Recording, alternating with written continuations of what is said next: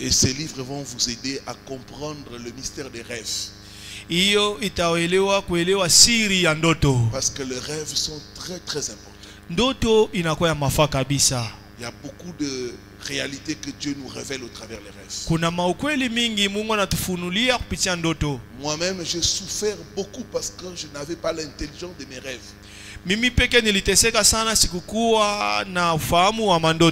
Je voyais des choses, je voyais des animaux, mais pour suivre, j'avais différentes visions et je ne comprenais pas. Des fois je me voyais étudier à l'université, mais je n'avais pas la révélation. Et j'ai commencé à souffrir, jusqu'à ce que Dieu a commencé à me parler et à me donner la révélation. C'est ainsi que j'ai commencé à remporter petit à petit des victoires. Et le Seigneur m'a dit, ce que tu as vu, ce que tu as expérimenté, écris ça dans les livres pour aider plusieurs. C'est ainsi que j'ai déjà écrit 8 livres pour aider le peuple de Dieu. Le premier livre, c'est les 10 animaux courants et dangereux dans nos rêves.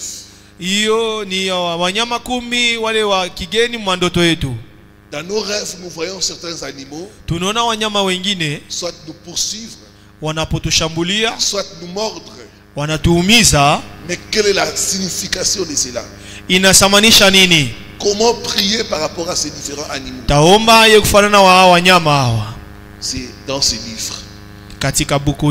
L'autre livre, je parle des lieux fréquents et dangereux dans nos rêves. Il y a certains lieux quand tu te retrouves dans tes rêves, tu dois beaucoup prier. Parce que ce sont des lieux de blocage. Par exemple, la maison familiale, l'école et d'autres endroits. Il y en a 10. J'ai détaillé dans ces livres. J'ai montré aux gens comment prier pour sortir de ces endroits-là. Souvent les endroits où vous voyez dans vos rêves, ce sont des endroits où ta vie est emprisonnée. Et une personne qui est en prison, son étoile ne peut pas briller.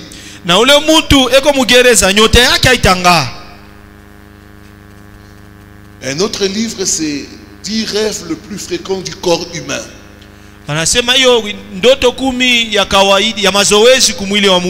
Il nous arrive dans nos rêves de voir, on est en train de perdre les cheveux, de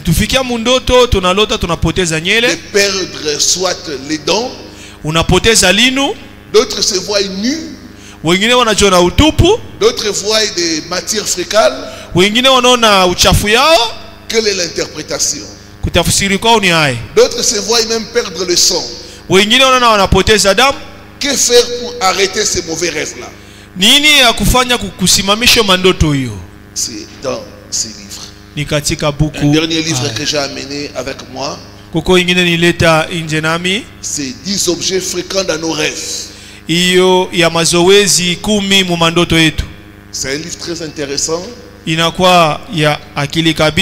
Ça va vous aider à comprendre l'argent. Qu'est-ce que ça signifie dans les rêves? Les fruits, le téléphone, la voiture, gari et d'autres objets qui reviennent souvent dans nos rêves. Vraiment, je vous conseille de vous procurer ces livres. Ceux qui sont intéressés, ils vont voir les services de protocole et on leur dira comment avoir ces différents.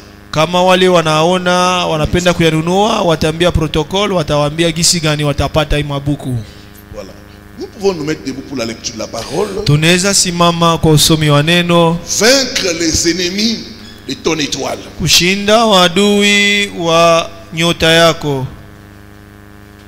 Matthieu chapitre 2. Matayo surake ya pili, du premier au deuxième verset. Mustari yake ya kwanza mpaka ya pili. Et puis nous lirons Jérémie chapitre 17 le verset 4. Na tutasoma Yeremia 17 mstari yake ya 4.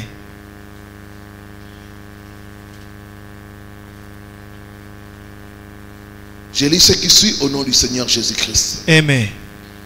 Jésus étant né à Bethléem en Judée, au temps du roi Hérode, voici des mages d'Orient arrivèrent à Jérusalem et dirent: où est le roi des Juifs qui vient de naître? Car nous avons vu son étoile en Orient et nous sommes venus l'adorer. Jérémie chapitre 17 le verset 4.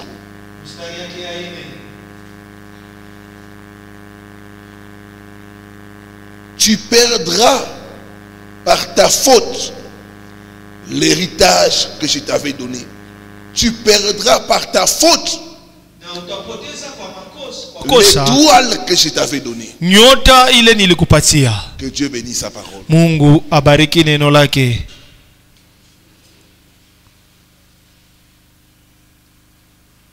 Les prières pour récupérer son étoile. Maombi ya kupokea hiyo. Les prières pour briser l'envoûtement sur son étoile. Maombi ndio kuvunja kuvutiwa nje ya nyota yako. Ce sont des prières qui se font généralement.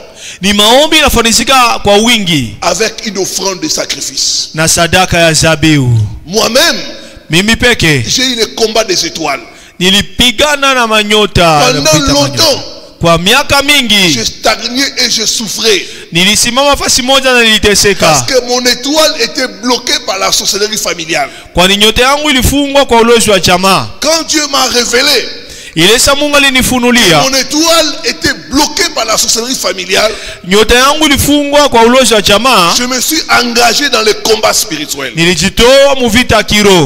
j'ai commencé à faire des sacrifices. Un des sacrifices que j'avais fait, c'était un sacrifice de $100. À l'époque, ça représentait beaucoup d'argent pour moi. J'ai mis ça dans l'enveloppe. Je suis allé voir mon père spirituel. Il devait partir quelque part dans une fête. Il était invité pour aller prêcher. Il a seulement reçu l'enveloppe et a dit que Dieu te bénisse. C'est fini. Il est parti. 2 mois après, une porte s'est ouverte devant moi d'une façon miraculeuse. Mon étoile a commencé à briller. J'ai été recruté dans une organisation internationale. Il y avait beaucoup de candidats. Et j'étais la seule personne qui a été recrutée. Sur beaucoup de candidats. Dès que j'ai été recruté, directement on m'a envoyé une semaine à Dubaï pour être formé. C'est ainsi que j'ai commencé à voyager. C'était une organisation américaine. Et les gens me demandaient: mais comment, qu'est-ce que tu as fait? Comment tu te retrouves là-bas? Mon étoile. Ton étoile t'amènera loin au nom de Jésus. Ton étoile te fera voyager. Ton étoile te fera asseoir avec les grands. Mon étoile a commencé à briller. Et la même année-là, Dieu m'a ouvert les portes. J'ai commencé aussi l'église. Mon ministère a commencé à marcher, Je me rappelle, c'était dans notre petit salon où je recevais les gens. Les gens commençaient à venir. Et on a commencé l'église. 6 mois après. Ton problème, c'est la visibilité de ton étoile. Tu dois beaucoup prier pour que ton étoile soit restaurée. Tu dois beaucoup prier pour que ton étoile puisse briller. Les mages ont dit: nous avons vu son étoile. Il y a des femmes qui ne se marient pas. Kuna wake waolewe parce que leur étoile est couverte. Kwani nyota yao imefunikwa. Vous verrez dans les églises un frère. Mutaona mkanisa nduku. Il cherche une femme à marier. Anatafuta dada aoe. Il te voit pas. Asikuone. Quand il se marie. Kama naolewa. Sœur Marie-Claire. Ule dada Marie-Claire. Je suis allé chercher une femme très loin. Nenda tafuta bibi mbali. Alors qu'elle était là. Na alikuwa pale. Pourquoi? Juu ya nini? Parce que ton étoile nyota yako était couverte. Ilifunikwa. Pendant ce séminaire. Kwa hiyo semina. Tout voile sur ton étoile. Yote ilikuwa nafunika nyota yako. Est brisé au nom de Jésus. Imeondoshwa katika jina la Yesu. Imeondoshwa katika jina la Yesu. Il y a une force dans les sacrifices. Kuna kuwa nguvu katika zabihu. À la fin de ce message, kisha ujumbe hiyo, avec l'autorisation de l'homme de Dieu, na hiyo uruhusa mtu wa Mungu, je vais distribuer des enveloppes. Tagawanya mabahasha. Certains ont des enfants dans leur maison. Wengine wako na watoto nyumbani mwao. Vous devez s'aimer pour l'étoile de vos enfants puisse briller. Tafadhali kupanda juu ya yote watoto wenu ipate kuangaa. Les sacrifices parlent. Zabihu inasema. Les sacrifices apportent la restauration. Zabihu inaleta upya. Depuis que j'ai compris la leçon, tokea nilielewa mafundisho, j'ai commencé à faire des sacrifices. Nilianza fanya zabihu. Et mon étoile a commencé à briller. Na nyota yangu ilianza kuangaa. À briller. Dans la francophonie. Katika francophonie, je suis parmi des fois écouté en matière de délivrance. Niko yule tafadhali kusikia kwa maneno ya ufungulivu. En matière d'interprétation des rêves. Kwa sababu kwa kutafsiri mandoto, Dieu a fait de moi une étoile. Mungu ananifanya mimi niwe nyota. Des fois quand je vais en Belgique, en Allemagne, en Suisse, nikaenda huko Ubelgiji, Allemagne, Suisse, je rencontre des hommes et des femmes. Unakutana wanawake na wanaume. Ils sont bénis grâce à l'interprétation des rêves. Wanabarikiwa kwa ajili ya kutafsiri ya mandoto. Au travers mes vidéos. Kupitia mafilamu yangu. Mon étoile a commencé à briller très loin. Nyota yangu inazaanga mbali kabisa. Très loin. Mbali. Ça a dépassé les barrières communautaires. Inavunja hiyo mipaka ya watu. Au point où des Sénégalais, hata wa Sénégalais, des Marocains, wa Maroko, des gens de toute ethnie, watu wa makabila yote ont commencé à me bénir. Wanaanza unibariki. Ton étoile brillera au nom de Jésus. Nyota yako itang'aa katika jina la Yesu. Itang'aa katika jina la Yesu. C'est alors que j'ai compris que le problème des gens, Joko pale mkaelewa maneno ya watu, c'est la visibilité de leur étoile. Ni kuonekana kwa nyota yao. Tu peux envoyer ton CV. Unaweza kutuma CV yako. On ne lit pas ça, on ne voit pas ça. Abayaone, abasome. Parce que ton étoile ne brille pas. Nyota yako yangae. Quand ton étoile commence à briller, kama nyota yako inaanza kuangaa, il y aura la promotion. Kutakuwa cheo. Quand ton étoile commence à briller, kama nyota inaanza kuangaa, tu vas profiter de tes relations. Utafaidikia na uhusiano wako. Vous savez qu'il y a des gens qui travaillent quelque part. Unaona watu walikuwa wanatumika nafasi moja. On cherche des gens à nommer. Wanatafuta watu wapatie macheo. On les oublie. Wanawasahau. On nomme d'autres personnes. Wanatia watu wengine. Ils sont en train de faire du surplace. Wanakuwa nazunguka nafasi moja moja. Kwa nini nyota yao n'est pas visible?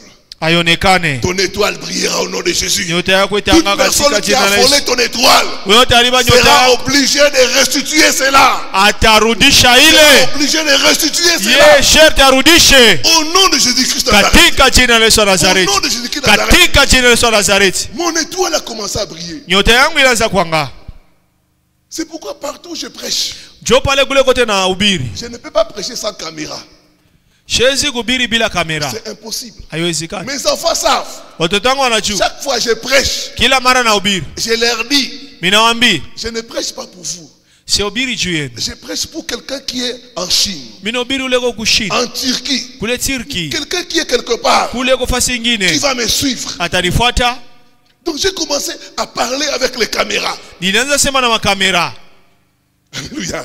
Alléluia. Et dans toutes les villes que je vais, il y a toujours des gens qui ont été bénis par mon ministère. Toujours des gens qui ont été bénis par mon ministère. Ton étoile brillera au nom de Jésus. L'étoile de tes enfants brillera au nom de Jésus. Amen. Je vais demander aux parents, saisissez cette opportunité. Priez pour l'étoile de vos enfants. S'aimez pour l'étoile de vos enfants. Vos enfants doivent être plus grands que vous. C'est ça la pensée de Dieu. Njoo wazo la Mungu. Vos enfants doivent vous dépasser. Watoto wenu tafadhali wawashindie. Quand vos enfants n'arrivent pas à vous dépasser, il y a un problème. Kama watoto wawashindie kuna maneno. Il faut prier. Tafadhali Il kuanga. faut jeûner. Kufunga chakula. Il faut faire des sacrifices. Fanya zabihu. Pour que vos enfants puissent aller plus loin que vous. Juu watoto wenu wende mbali kwa shindia. Je déclare. Nakiri. Je déclare. Nakiri. Et je prophétise. Natabiri. L'étoile de tes enfants. Nyota toto yako. Brillera plus que toi. Amen. Brillera plus que ton étoile. Amen. Brillera plus que ton étoile. Amen. Tes enfants iront loin. Amen. Plus loin que toi. Amen. Donne-moi un bon amen. Amen. Gloire au Seigneur. Sifa kwa Bwana. Saisissez les opportunités, frères et sœurs. Shika bahati ndugu na dada. Même ceux qui sont loin. Wale weko mbali. Votre étoile. Mbali wale c'est cette chose que Dieu vous a donné. Ni bitu bile Mungu aliwapatia. Pour réussir dans la vie. Mpate kuweza maishani. Votre étoile c'est cette chose que Dieu vous a donné. Nyota ni kitu kile Bwana aliwapatia. Pour faire des exploits. Mpate kufanya mashangao. Votre étoile. Nyota yenu. C'est votre lumière. Inakuwa nuru yenu. Votre étoile. Nyota yenu. C'est vos chances. Ni mabati yenu. Votre étoile. Nyota yenu. C'est votre réalisation. Inakuwa matimiziko yenu. Et l'étoile na nyota n'attire pas seulement de bonnes personnes. Haivute tu watu wema. L'étoile attire aussi de mauvaises personnes. Inavuta pia watu wabaya.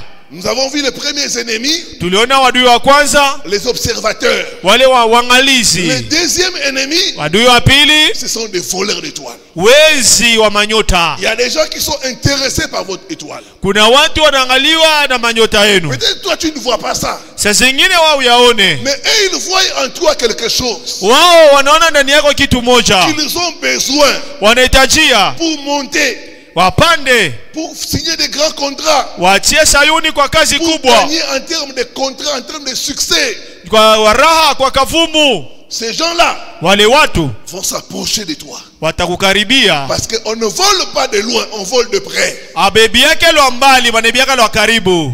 Et hier j'ai parlé de deux voies par lesquelles ils volent les étoiles des gens. Na jana nilisema kwa mara mbili kule wanaiba manyota ya watu. Par les cadeaux. Kupitia manjia. Deuxièmement par les champs des effets personnels. Kwa bitu ile ya upekee. Troisième technique. Ufundi wa tatu. C'est au travers. Kupitia les gens que nous hébergeons.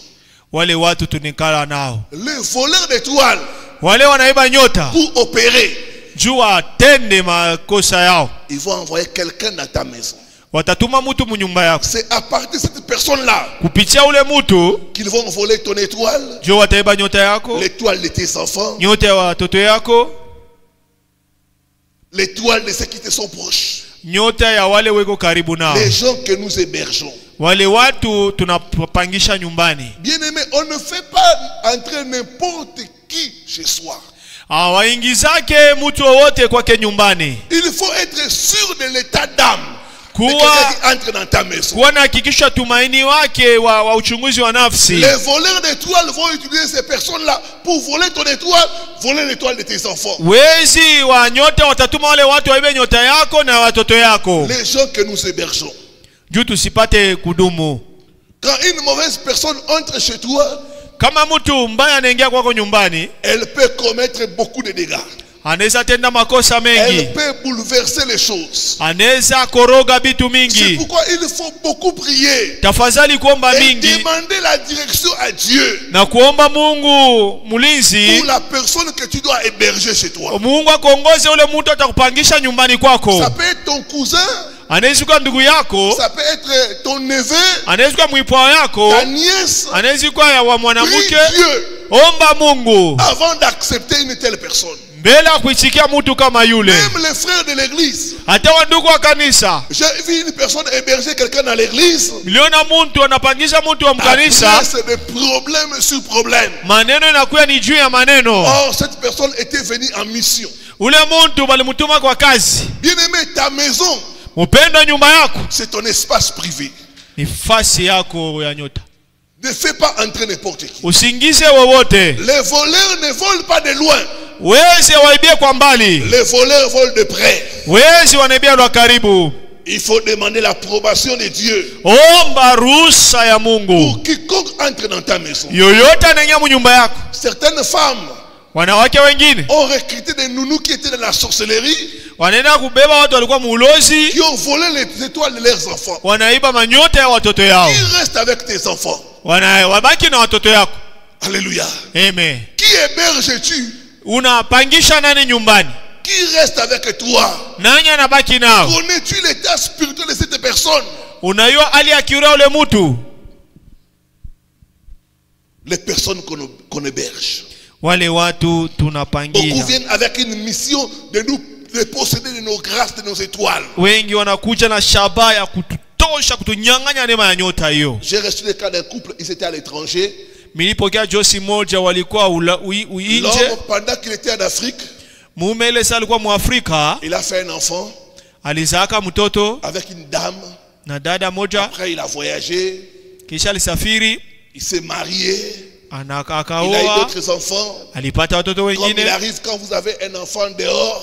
Kama inafika mtoto nje, vous commencez à envoyer l'argent. Unakuwa unatuma fedha. Mais il y a toujours des problèmes. Kuna maneno yanafuata nyuma. Des fois l'argent est mal géré. Fedha abaya yongoze vizuri. Magumu. L'homme va parler à sa femme. Mume atasema na mke wake. J'aimerais que cet enfant là, napenda yule mtoto, que nous puissions lui donner les mêmes opportunités tumupatie bahati moja moja que les enfants que nous avons. Kushindia wale watoto tunao. La femme a dit c'est une bonne idée. Bibi akasema ni wazo nzuri. Ils ont fait quitter l'enfant de l'Afrique. Wanamtosha mtoto Mwafrika jusque là où ils étaient en Europe. Paka kule Ulaya. C'est que eux ne savaient pas.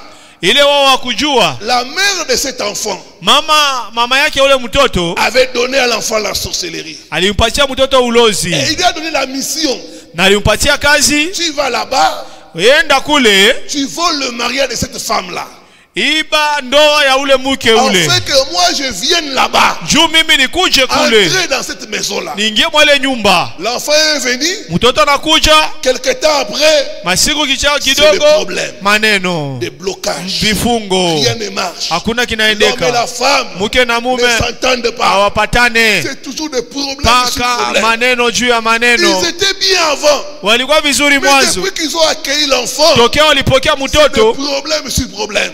Maneno juu ya maneno. Et la dame, na mke, avant elle trouvait ça naturel. Anaona kuona sasa ni usawa. Non. Hapana. Je dois chercher Dieu. Tafadhali nitafute Mungu. Pour savoir qu'est-ce qui se passe dans ma maison. Nini napisikana nyumbani mwangu? Pourquoi je n'ai plus la paix? Juu ya nini sina salama? Il y a trop de problèmes entre moi et mon mari. Juu ya nini kuna maneno mimi na mume wangu? Elle a commencé à prier, à jeûner, à prier. Omba, kufunga chakula. Et Dieu a commencé à lui révéler l'état d'âme de l'enfant. Na Mungu akaanza kufunulia uchunguzi wa nafsi ya watoto. Il a parlé à son mari. Siku alisemeza na mume wake. Vous savez ce qui arrive, son mari dit non, tu es en train d'inventer des choses. Pale mume anasema unakuwa na fika vitu ya uongo. Il a dit à son mari, toi aussi commence à prier. Wewe pia uanze kuomba. Et l'homme a commencé à prier. Mume naye akaanza kuomba. Il avait tout le temps de mauvais rêves. Mandoto mubaya tu anakuwa nao. Après un jour, siku moja, dans un moment de prière, wakati moja malombe, l'enfant a avoué mtoto que sa mère lui avait donné la mission. Mama yake alimpatia kazi de les séparer. Atenge. Afin qu'elle puisse venir. Avunje hiyo ndoa njoo mama yake akuje ukapata. Vous connaîtrez la vérité. Anasema mtajua ukweli. Na ukweli itawatia huru. Les gens que nous hébergeons. Watu wale tunapangia nyumbani. Des voleurs d'étoiles. Wanaweza kuwa wezi wa manyota. Des voleurs d'étoiles. Wanaweza kuwa wezi wa manyota. N'héberge pas n'importe qui. Wewe usipangishe mtu wowote. Une de mes filles spirituelles. Mmoja mwana wangu wa kiroho. Parlait avec moi. Anazungumza nami. Elle habitait avec sa mère. Alikuwa na keti na mama yake. Et sa mère était dans la sorcellerie. Mama yake alikuwa muulozi. Quand elle est venue, ile salikuja, elle a bloqué toutes leurs affaires. Anafunga biashara yake yote. Et elle travaillait avec les domestiques. Alikuwa anatumika na wazamu. Quand ils ont commencé à entrer dans la prière, elle a commencé à se sentir mal à l'aise. Akaanza kuona sina na salama. Un jour l'homme a dit non. Siku moja mume akasema hapana. Hapana inazidi. Nous proclamons 3 jours de jeûne et prière. Tunakiri siku 3 ya mafungo na malombi. Personne ne va manger dans la maison. Hakuna mtu atakula nyumbani. Pendant ces programmes-là. Kwa hiyo masiku hiyo. La belle-mère. Mama muko. A emballé ses affaires. Anafunga biashara yake. Elle est partie. Kacha waya. La bonne. Muna huyu. A fui. Boy. Kacha waya. Toute personne qui est en mission, mtu wote anakuwa voler ton étoile, l'étoile de tes enfants, sois exposé au nom de Jésus. Atilie wazi katika jina la Yesu. Awe wazi katika jina la Yesu. Sois exposé au nom de Jésus. Awe wazi katika jina la Yesu. Je peux vous raconter des centaines d'histoires. Neza kuwafasiria maneno mengi. Des gens qui ont hébergé de mauvaises personnes. Wale watu walipangia watu wabaya nyumbani. Aujourd'hui leurs enfants et eux-mêmes waliharibu watoto wao na wao peke. Sont en train de payer le pot cassé. Wao wanakuwa nalipa hiyo deni, hiyo kazi waliofanya. Ne faites pas entrer quelqu'un dans votre maison. Musifuingize mtu nyumbani kwenu. Sans consulter Dieu. Umuchunguze Mungu, sans prier, sans avoir l'approbation de Dieu. Wala uwe na ruhusa ya Mungu. Les gens que l'on héberge. Wale watu tunapangia. Quatrième voie par laquelle ils volent l'étoile des gens. Njia ya ine kule wanaibia nyota ya watu. C'est au travers les rapports sexuels. Kupitia tendo la ndoa. Les rapports sexuels sont un moyen par excellence. Hiyo tendo la ndoa inakuwa njia ya kweli. De vol d'étoiles. Ya wizi wa manyota. Dans 1 Corinthiens 6. Mwa Korinto sura ya 6. 16 à 18. Unashuka huko 16 mpaka 18. La Bible dit les deux deviendront une seule chair. Inasema wawili watakuja mwili mmoja. Les voleurs d'étoiles. Wezi wa manyota utilisent beaucoup cette technique. Wanatumia kabisa ufundi ile. Quand vous couchez avec lui, ukapatana tendo la ndoa, il prend vos chances. Anachukua mabati yenu. Quand vous couchez avec lui, ukapatana tendo la ndoa, il prend vos grâces. Anachukua neema yako. Et vous restez dépouillé. Na unabakia mwenye kupungukiwa. Il part déjà avec ce qui est en vous. Wanaenda na ile na unakuwa nayo. Les rapports sexuels en dehors du mariage. Tendo la ndoa nje ya ndoa. C'est une voie par excellence. Ni ya kwa njia ya ukweli. De vol d'énergie. Ya kuwizi wa nguvu. De grâce. Manema. Et d'étoiles. Na manyota. Beaucoup de gens ont couché avec de mauvaises personnes. Wetu wengi walipangisha watu wabaya. Et aujourd'hui ils sont en train de souffrir. Na leo wanakuwa wanateseka. Avec qui as-tu couché? Ulipatana tendo la ndoa na nani? Beaucoup de femmes sont devenues des épaves. Wanawake wengi wanakuwa tu vitu vya bure, matuko ya bure. Kwani walitoka na watu wabaya. J'ai reçu le cas d'une sœur. Nilipokea dada moja. Elle vivait avec un homme politique. Ye alikuwa anaishi na mtu mmoja wa kisiasa. Cet homme politique, huyo mtu wa kiserikali, il a envoyé toute sa famille en Europe. Anatuma jamaa yake mzima Ulaya. Il est resté seul. Anabaki peke yake. Et il manipule, il vole les étoiles des jeunes filles. Na anakuwa naiba manyota ya wadada wa binti wasichana. Cet homme lui a donné beaucoup d'argent. Huyo mtu anampatia pesa mingi mno.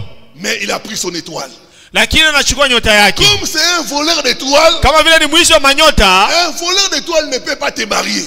Mwizi wa nyota asiwezi kukoa kamwe. C'est un voleur. Ni mwizi. Quand il accomplit sa mission, kama anatimiza kazi yake, il rompt la relation. Anavunja hiyo uhusiano. Et il te laisse vide. Na anakuacha utupu. Même si te donne des biens, hata unapatia bitu, ces biens-là, petit à petit, tu vas commencer à les perdre. Ile bitu pole pole utaanza kuyapoteza. C'était le cas de notre sœur. Ilikuwa ni hali ya dada yetu. Elle a perdu tous les biens qu'elle a reçus de cette relation. Mali yote alipokea moyo uhusiano. Elle a commencé à souffrir. Na anaanza teseka. Elle est devenue comme une épave. Anakuwa kama tuku ya bure. Même les hommes, pour la regarder, c'est comme ça. Hata watu wapate kumwangalia inakuwa ni kigumu.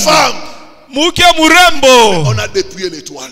Lakini nyota wanachukua. Avec qui as-tu couché? Weye ulipatana tendo la ndoa na nani? Mon frère, avec qui es-tu sorti? Ulitoka na nani? Si tu es sorti avec une mauvaise personne, kama ulitoka na mtu mbaya, il a pris ton étoile. Anachukua nyota yako. Il a pris quelque chose de toi. Anachukua kitu moja kutoka kwako. Et ça c'est beaucoup utilisé. Na inatumiwa kabisa. Même dans les églises. Hata makanisa. Je reçois beaucoup de cas de gens. Minapokea watu wengi hivyo. Qui sortent avec des pasteurs. Wanatoka na wapastori. Et quand vous regardez ces femmes-là, kama unaona wale wanawake, leur éclat, leur beauté, leur lumière sera éteinte. Utaona wale wanawake urembo wao nyota yao itasimia. Qui utilisent la magie. Kuna watu wanatumia uchawi, qui vont coucher avec des sœurs. Wanaenda patana tendo la ndoa na wadada. Prendre leurs étoiles. Juu achukue manyota yao. Pas seulement les hommes de Dieu. Hapana tu watu wa Mungu. Même des marabouts, même des féticheurs. Wachawi wafumu. Ils couchent avec leur passion. Wanapatana na watu wa kutafuta leurs étoiles. Juu achukue manyota yao. Et par conséquent, Kwa matokeo. Toi qu'on a pris l'étoile. Wewe banachukua nyota. Tu vas commencer à baisser. Utaanza shuka. Et lui va commencer à monter. Naye ataanza panda. Ce soir. Jioni ya leo. Tout voleur d'étoiles. Mwezi wote wa nyota. Et arrêtez au nom de Jésus. Amefungwa et arrêtez au nom de Jésus. Et arrêtez au nom de Jésus. Et arrêtez au nom de Jésus. Amefungwa. Bien-aimé. Mupendwa. Qu'est-ce qui était en Joseph qui a tiré la femme de Potiphar? Nini ile ilikuwa mwa Yusufu ilimuvuta mke wa Potifa? C'est l'étoile. Ni nyota. Il voulait par les rapports sexuels voler l'étoile de Joseph. Alipenda kupitia tendo la ndoa aibe nyota ya Yusufu. C'est la même stratégie qui se passe aujourd'hui. Ni ufundi moja inapitikana. Les chefs d'entreprise qui sortent avec leurs secrétaires et ainsi de suite. Wale wakubwa wa kampuni wanatoka na wakabuzi wao, watu wengi wao wanapanda, wanasafiri. Mais les personnes là sont en train de tourner en rond. Wale wanabaki sasa wanaanza kwa nafasi moja tu pale. Kwani wanatumia nyota zao. Alors dans les rapports sexuels, mutendo la ndoa, je vais entrer un peu en profondeur. Tengia mauketo. Il y a ce qu'on appelle des rapports sexuels contre nature. Kuko hiyo tendo la ndoa hiyo hutaki. Ça encore un autre pouvoir élevé. Inakuwa na mamlaka moja nyingine ya juu. Des rapports sexuels contre nature ont un niveau élevé de spiritualité, un niveau élevé de vol d'étoiles. C'est pourquoi vous verrez les voleurs d'étoiles. S'il est marié, il va chercher à sortir avec la petite sœur de sa femme. Ça c'est le vol d'étoiles. D'autres vont sortir avec leurs propres enfants. Et j'ai reçu beaucoup de cas. Des femmes qui ont été abusées par leurs parents. Et quand vous regardez la vie de ces femmes-là, c'est des épaves. Leurs parents ont pris l'étoile. Leurs parents ont pris l'énergie qu'ils avaient. Les rapports sexuels contre nature. Par exemple l'inceste. Si tu es là, tu es sorti avec quelqu'un de ta famille, il faut chercher à récupérer ton étoile. Toi peut-être tu es ignorante. Tu es ignorant. Mais la personne qui a fait cela, c'est l'objectif. Voler l'étoile. Les rapports sexuels contre nature. L'homosexualité. Ça permet de voler l'étoile de quelqu'un. Excusez-moi du terme. Mais il y a des hommes qui ont l'étoile derrière. Et les hommes spirituels vont chercher à coucher avec toi pour retirer ton étoile. J'ai entendu à Kinshasa, il y avait un homme qui avait beaucoup d'argent. Il est boss, il est PDG dans l'entreprise. Mais tous ses collaborateurs, il couche avec eux. Tous ceux qui sont dans son carré, il fait de ces hommes-là ses femmes. Lui, il monte. Lui, il brille. Mais ses collaborateurs sont en train de tourner en rond. Bien-aimé, dans ce monde, il y a des gens qui travaillent avec les étoiles des autres. Il y a des gens qui brillent avec les étoiles des autres. Faites attention. Rapport sexuel entre homme et homme. Rapport sexuel entre femme et femme. Sont des voies par excellence. Même les femmes qui sont violées. Si vous avez été violé par cet acte-là, cet homme est parti avec quelque chose. Il faut prier pour restaurer ton étoile. Donc il y a les rapports sexuels contre nature. Qui est beaucoup utilisé par les voleurs d'étoiles. On parlait avec madame de quelqu'un qu'on connaît. Tulikuwa nazungumza na mke wangu mtu ile tunajua. Cette personne est dans l'occultisme. Ule mtu kwa mchawi. Il a fait des enfants. Anazaa avec la petite sœur de sa femme. Na mudoko yake ya bibi yake. Tellement il a donné beaucoup d'argent à sa femme. Vile pacha mke wake fedha mingi. Sa femme ne se plaît pas. Mke wake sinonenone. Trouve ça normal. Anone kwa usawa. Ça c'est des voleurs d'étoiles. Hiyo inakuwa ni wezi wa manyota. Les actes sexuels contre nature. Hiyo mahali moja bila tendo la ndoa bila usawa. Quelqu'un s'est lancé dans cette voie-là. Kama unaona mtu anaingizana mwa ile njia ile. C'est un voleur d'étoiles. Mwizi wa manyota. Et d'autres techniques toujours dans les rapports sexuels. Na ufundi ingine inakuwa mtendo la ndoa. C'est coucher avec la femme de ton collaborateur. Kupatana na tendo la ndoa na huyu mtu mshauri wako. Vous verrez certains voleurs d'étoiles. Mutona mwizi wengine manyota. Ils vont chercher watenda kutafuta à voler ton étoile. Kuiba nyota yako. En allant avec la femme avec qui tu es sorti. Kwenda kupatana na tendo la ndoa na ule bibi ule ulitoka naye. Ça c'est une technique qui leur permet de voler l'étoile. Hiyo inakuwa ni ufundi inawaruhusu ya kuiba manyota. C'est pourquoi vous verrez par exemple le président Mobutu. Ndio mtaona mfano kwa Mobutu. Il a eu des enfants avec les femmes de ses collaborateurs. Alipata watoto na wale washauri wake. C'était pas par hasard. Haikuwa bure. C'était pour voler leur grâce, voler anaiba manyota yao. C'est une technique. Ni ufundi. Et vous verrez certains patrons.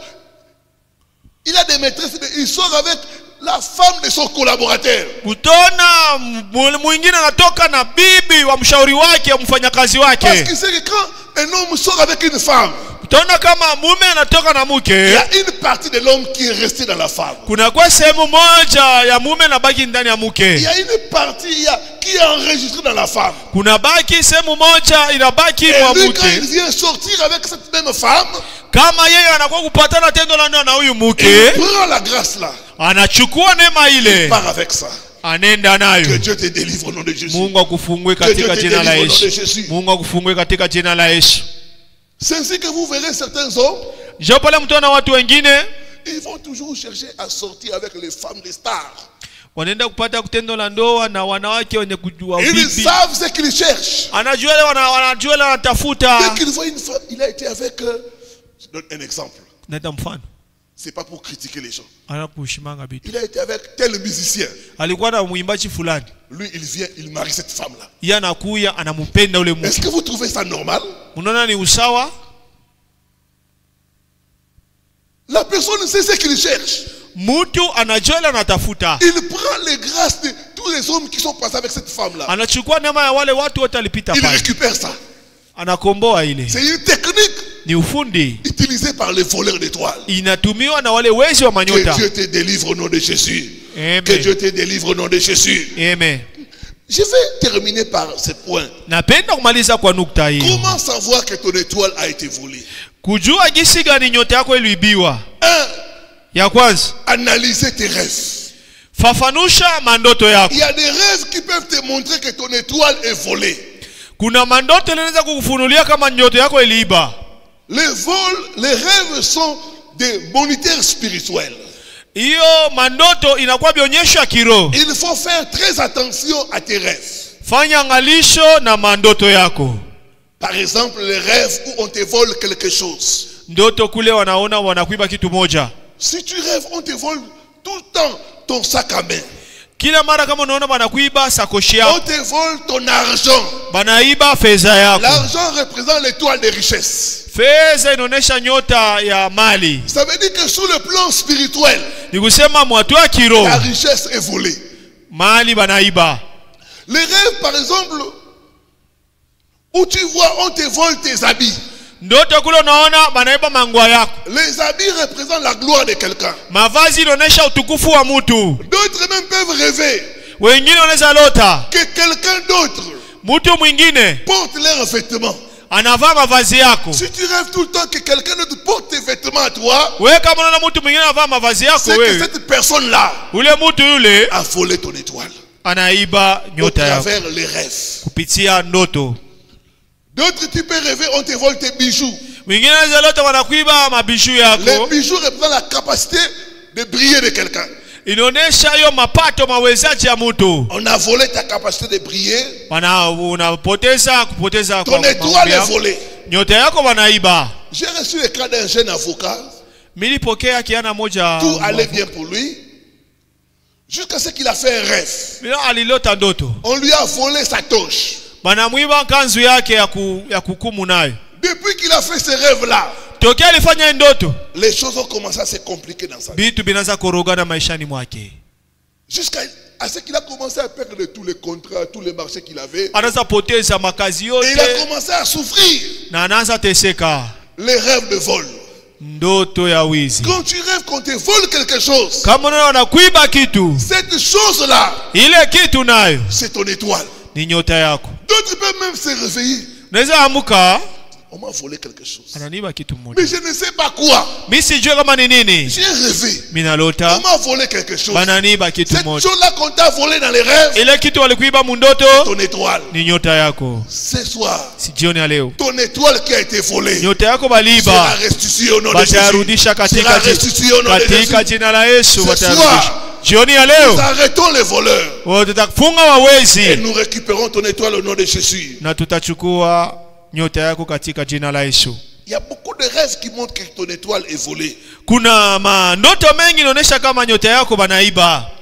Même les rêves où tu vois quelqu'un prendre ton visage. Ça veut dire qu'il y a quelqu'un qui a pris ta place. Cette personne-là qui prend ton visage va récupérer tout ce qui est à toi. Tes bénédictions. Et il va récupérer cela et commencer à profiter de cela. Un autre rêve, c'est le rêve des rapports sexuels. Tu rêves tout le temps. Un homme ou une femme que tu connais ou pas, venir coucher avec toi. Ça, c'est un rêve de vol d'étoiles. J'ai reçu le cas d'un frère. Il est dans les affaires. Chaque fois qu'il a une affaire importante, il voit une femme. Dès qu'il couche avec cette femme-là,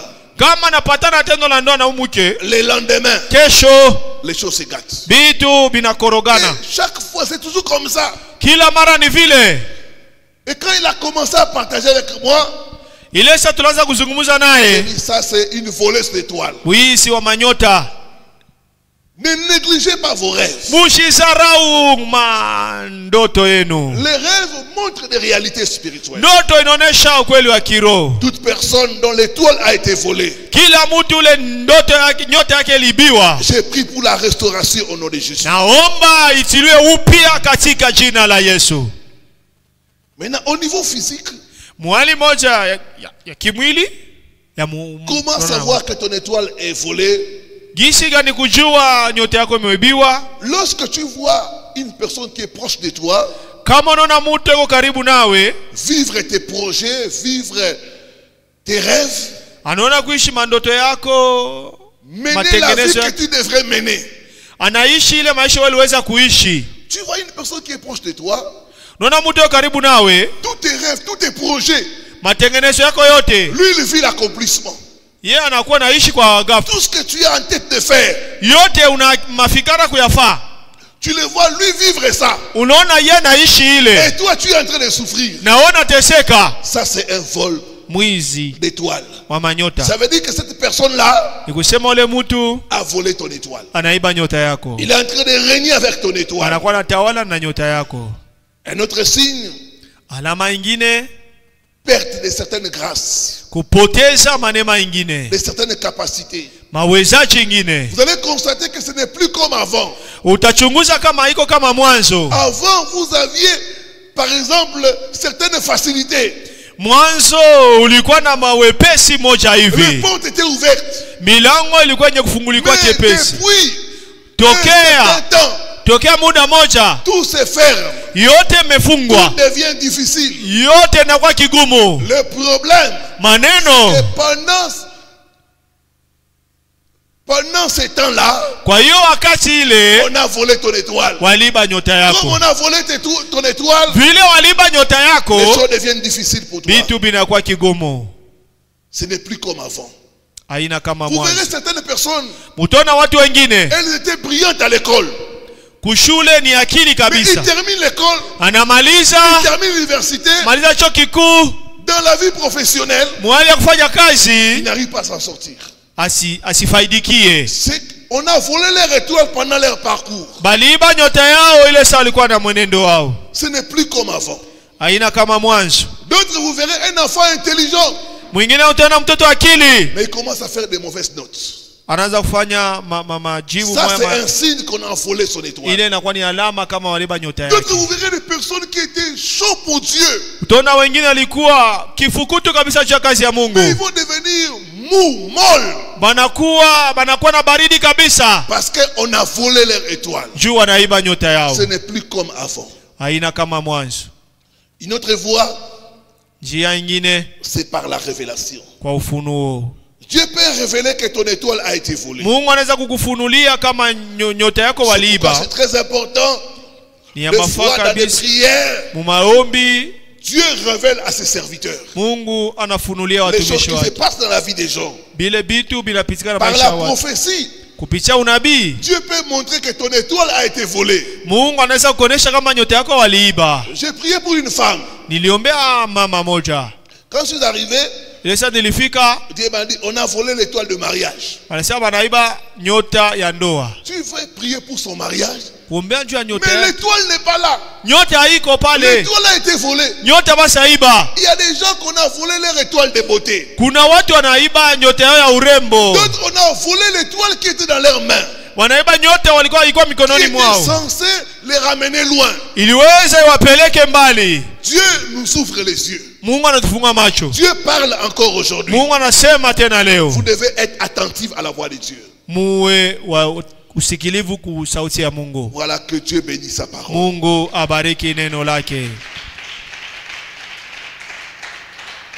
Mettons-nous debout pour la prière. Alors que tu es debout,